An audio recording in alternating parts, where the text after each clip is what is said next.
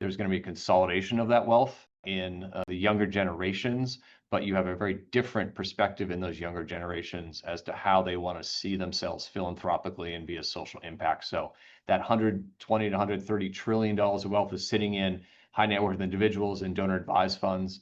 There's some opportunity to think about how does this organization unlock that potential. So drill into that a bit more. You're saying it's basically the aging out boomers. Correct.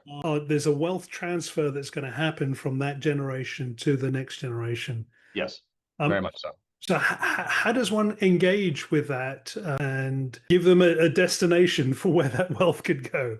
Well, there's a couple, I mean, there's sort of the traditional ways of doing major gifts, major giving, high net worth cultivation. There's organizations out there that do that on your behalf. They will have the rosters, they will identify the impact direction or what that individual family, foundation, family, or individual is looking for in terms of where they want to invest their social good, all the way through to what you're seeing through donor advised funds, right? I believe there's somewhere in the realm of a couple $1 trillion sitting in donor advised funds that go unactivated. And for those that may or may not know, donor advised funds are tax vehicles, and there is no prescribed amount that one has to donate to charitable giving via your donor advised fund in a given year. It is recommended that you do at least 5% of the fund per year.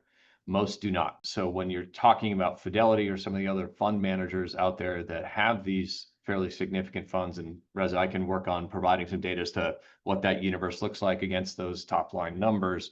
There are some in those donor advised funds within Fidelity that I'm aware of, families, foundations, individuals who are more active in giving. And what you've got to be able to do is to work with the fund manager to explain why they should be considering you as a beneficiary and who in their portfolio are people who might be interested in actually funding your work. So in general, donor advised funds are just tax vehicles, and oftentimes they're not required to actually donate their charitable giving. So that's a bit of the challenge that we see